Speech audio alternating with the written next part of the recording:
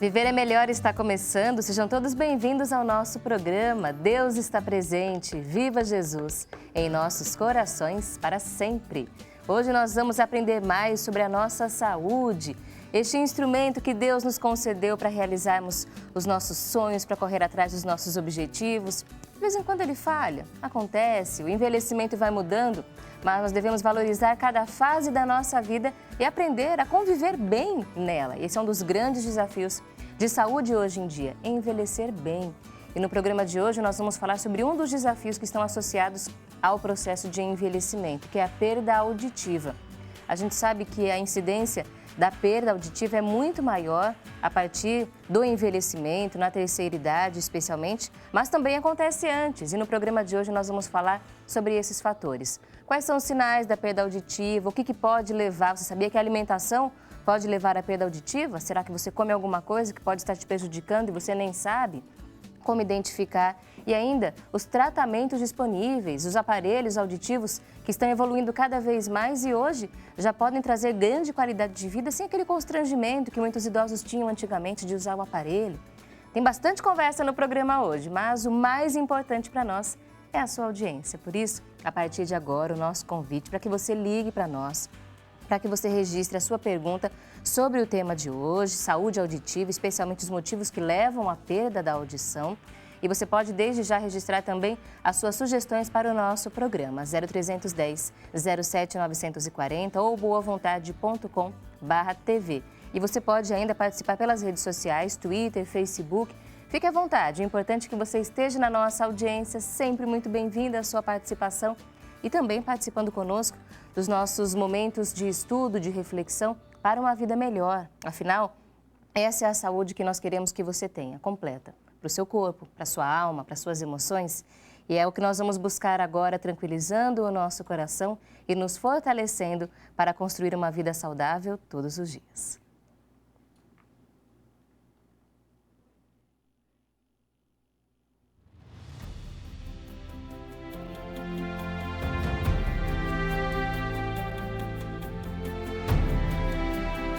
Jesus nos traz grandes lições para que consigamos ter uma vida melhor.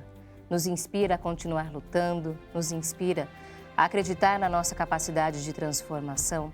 E nós vamos buscar este exemplo de Jesus, especialmente para esta fase da vida em que o corpo já não rende mais o que rendia antes, em que algumas doenças começam a aparecer.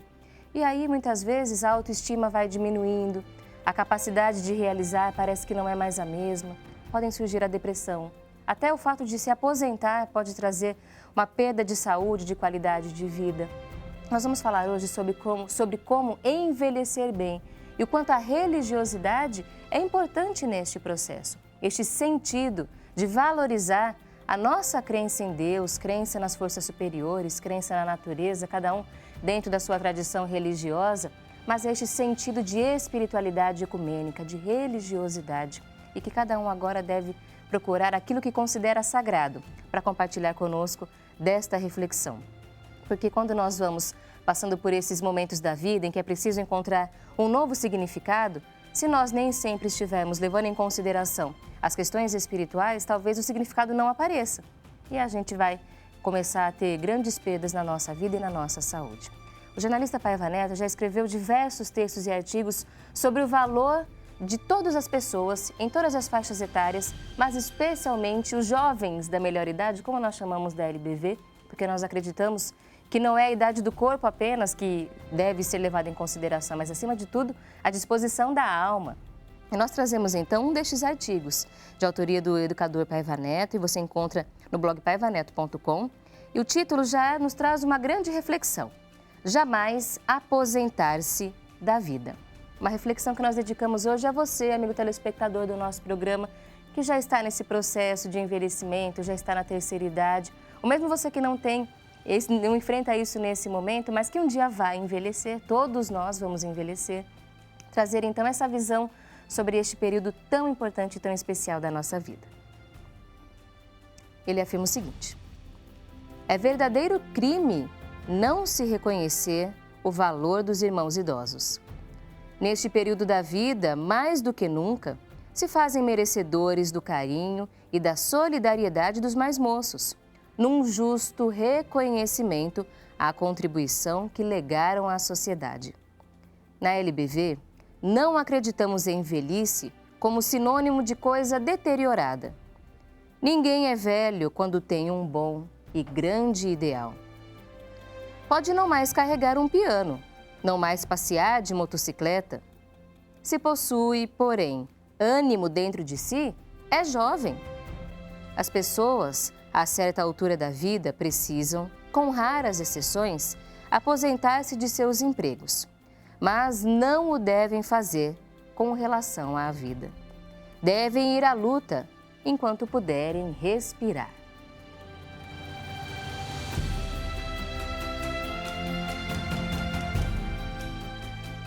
E é preciso valorizar cada experiência vivida, cada dificuldade superada, porque muitos chegam nessa fase da vida e acham que não podem mais colaborar com a sociedade, que não tem mais valor, que a família não procura mais, não conta mais com a ajuda dessa pessoa e começa a se sentir inferior, menos importante. Mas não, chegou a este momento da vida porque lutou muito, porque trabalhou bastante, merece o nosso reconhecimento. E se isso não acontece, não é um erro da pessoa, não é um erro seu, amigo telespectador, é das outras pessoas. Devemos valorizar mais a história desses homens e mulheres que tanto lutaram para estarem hoje na sua terceira idade ou quarta idade, até hoje a gente já fala na quarta idade, mas que mantêm o seu coração firme. Por isso, não ache que aposentar-se do trabalho ou ficar em casa por mais tempo, que isso diminui o seu valor. Muito pelo contrário, o que vai manter o seu coração sempre firme é o ideal que você tem no bem, em cuidar da família, em cuidar da sociedade. E cada vitória, cada conquista que seja alcançada nessa faixa etária, nessa fase da vida, deve ser ainda mais comemorada. E é assim que nós devemos lidar com a nossa vida, com o nosso envelhecimento.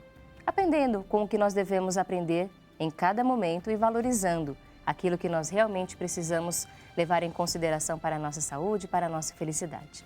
Bom, a gente vai conversar bastante no programa hoje. Se você está nessa fase da vida, ou se você tem um pai, uma mãe, uma avó que você sabe que enfrenta os desafios do envelhecimento, faça o seu pedido no momento ecumênico de preces. Peça pela saúde, pelo fortalecimento espiritual, pela união da família. Ligue 0310 07 940. Nosso telefone está sempre à sua disposição. E se você quiser gravar para a gente um vídeo com o seu pedido, contando para a gente como é que você enfrenta os desafios de saúde, como é que você promove a sua qualidade de vida, pode participar e mandar para a gente o seu vídeo, que nós temos o Você no Viver é Melhor, o nosso quadro aqui no programa para garantir o espaço da nossa audiência sempre muito bem-vinda. Grave o seu vídeo com o seu celular mesmo, com o seu tablet, do jeito que você quiser gravar e mande para a gente o arquivo pelo nosso portal boavontade.com. Lá você consegue anexar o arquivo e mandar para a gente. Você pode você mesmo fazer o seu pedido de preces e nós vamos colocar aqui a nossa corrente ecumênica de orações. E hoje nós vamos falar sobre um dos desafios do envelhecimento e informação ajuda muito, informação de qualidade nos prepara para sabermos como agir diante das situações e diagnosticar cada vez mais cedo. Esse é um fator importantíssimo quando a gente fala de saúde. Mas para começar a conversa, nós perguntamos a você, amigo telespectador, você sabe como funciona a audição e, por exemplo, para que serve a sua orelha? Os ouvidos humanos são responsáveis pelo sentido auditivo da espécie. A maior parte do aparelho auditivo está concentrada no interior da cabeça. Nossos ouvidos são subdivididos em 3 partes. Ouvido externo, onde está o canal auditivo.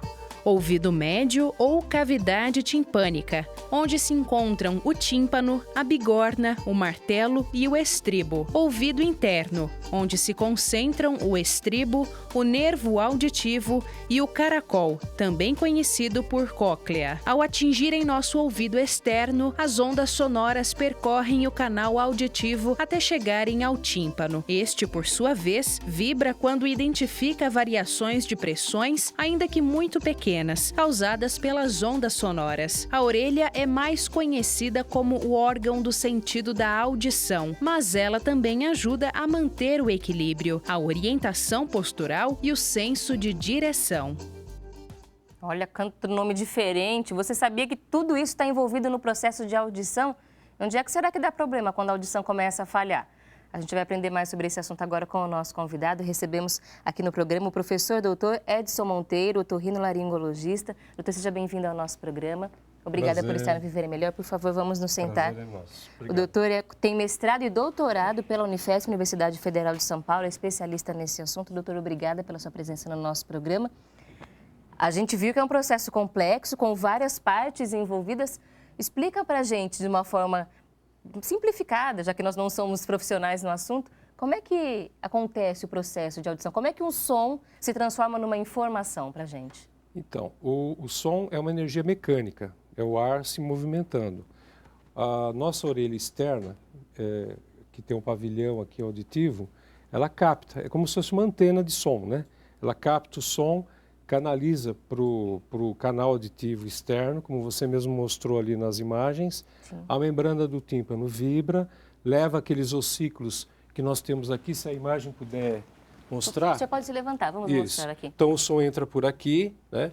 Aqui é a membrana do tímpano, como foi mostrado, isso aqui vai vibrar. Esses ossículos são muito pequenininhos, muito delicados, eles vão vibrar. Vai vibrar dentro dessa estrutura que é o vestíbulo da cóclea. A cóclea é esse caracol aqui, onde a energia mecânica, que é o som, ela vai se transformar em energia elétrica. Então aqui tem células dentro dessa cóclea, tem estrutura aí biológica, que são transdutores. O que é transdutor? Transforma uma energia em outra. Então vai transformar a energia mecânica em energia elétrica. Isso aqui vai se somar aqui dentro, vai ser captado por esse nervo auditivo, isso vai chegar até o cérebro, onde é decifrado o som mecânico como energia elétrica dentro do cérebro, então a pessoa vai ouvir. A audição é muito importante, é um dos 5 sentidos que nós temos, né, para poder nos situar no mundo, né? E a gente vê o quanto é um processo complexo, mas é muito rápido, isso acontece muito rápido. É claro. O som chegou, já está sendo interpretado, já está sendo decifrado lá no cérebro. Então, todos os problemas que podem acontecer, desde a orelha externa, a gente não fala ouvido, viu? O termo técnico é orelha, né? Então, desde a orelha externa, aqui é a orelha média, que você mesmo falou, membrana do tímpano e os ossículos. E aqui é a orelha interna. Qualquer doença, qualquer problema que haja nesses compartimentos, ou no nervo ou no cérebro, vai dar prejuízo da audição. E aí a gente já vê que pode dar problema em qualquer uma dessas partes. Qualquer uma dessas partes, com certeza. E a gente vai entender melhor quais são esses problemas. Antes de pensar, doutor, na perda auditiva relacionada ao envelhecimento ou a outros fatores que possam surgir durante a vida, é importante a gente já esclarecer os fatores de perda auditiva de nascença, as crianças que já nascem sem audição. Quais são os principais fatores que levam à perda auditiva, com que a criança já nasça sem audição? Tem vários fatores. Principais são infecções congênitas, né? A mãe grávida pode contrair uma rubéola, pode contrair toxoplasmose, doenças assim, né? Que pode ser durante a gestação. Infecciosas. E também questões genéticas, né? Então, às vezes tem uma malformação da orelha interna, né? Ou da orelha externa, tem a ausência de canal auditivo, ou às vezes até de pavilhão, ou é a orelha, né? Então, aí você vai ter uma gama de situações que pode ser desde a malformação aqui de fora do ouvido, onde a gente viu, ou até lá de dentro do ouvido interno. Então, tem várias situações, geralmente ou infecção intrauterina ou genética. E aí a gente conseguiria dizer que há tipos diferentes, então, de perda auditiva? Então, eu vou de novo para o quadro, por favor. Ok? Então, vamos lá. Você fez a pergunta, tipos de perda auditiva. Ok. Se nós tivermos até uma rolha de cera aqui no conduto, ou tivermos um estreitamento do conduto, por exemplo, a melhor idade, pessoa depois com uma certa idade, a orelha, essa cartilagem tende a crescer.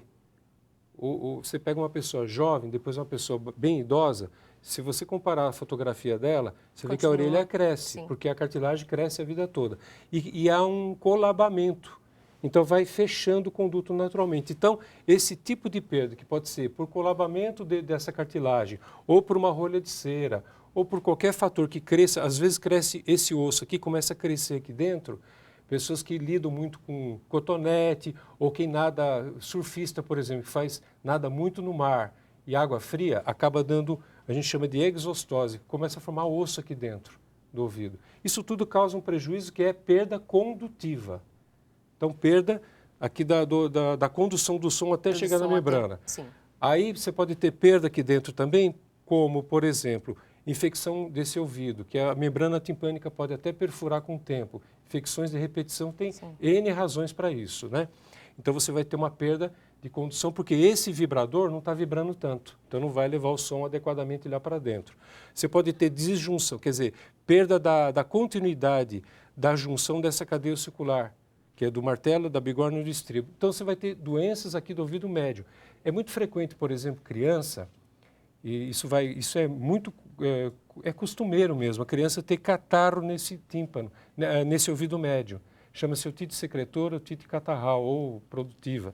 O que é isso? É que o muco produzido aqui dentro naturalmente, ele deixa de ser drenado para a garganta. Por uma série de razões, por alergia, por adenoide grande e tal. Então você teria também problema no ouvido médio por condução.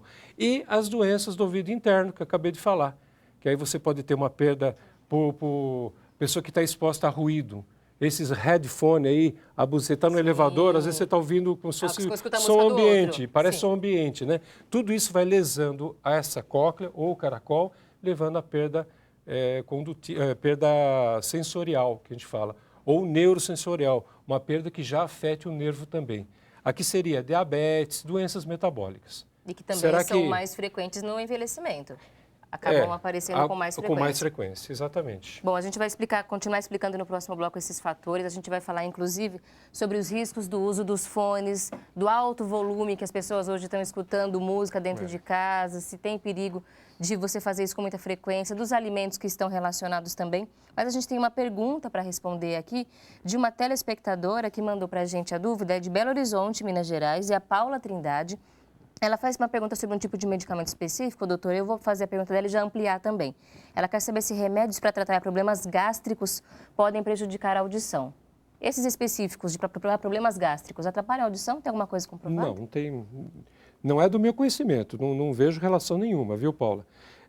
Esses remédios que são usados para problema gástrico, já é bom que seja dito, você deve usar em fase de crise, durante 1 mês, 2 meses, 3, 4 meses, mas não a vida inteira, porque isso acaba prejudicando o estômago em outras situações. Não é o momento da gente discutir isso. Sim. Mas você deve evitar. O remédio que prejudica a audição tem algum que prejudica a audição? Antibióticos usados de forma inadequada e algum tipo de antibiótico que a gente chama de aminoglicosídeo, né? Quem está nos assistindo, de repente, não sabe o que é isso. Mas não é o de uso mais comum. Não é o uso comum, geralmente hospitalar, para infecções mais graves. E tem muito desses remédios, atenção vocês que estão nos assistindo, nessas gotas auriculares. Então, pingar remédio no ouvido não é uma coisa que deve ser adotada sistematicamente. Não é inofensivo. Não é inofensivo, principalmente se tiver uma perfuração timpânica.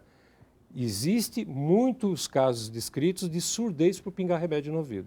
Bom, e ninguém quer chegar a essa situação. Então, devemos agir com cautela. O uso de medicamentos por conta própria é sempre um perigo, a gente sabe disso. A automedicação ainda é muito comum no nosso país, mas não é uma boa prática, traz riscos para a saúde.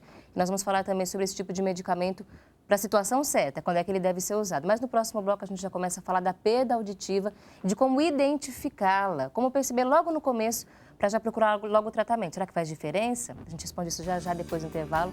Continue com Viver é Melhor. Até já.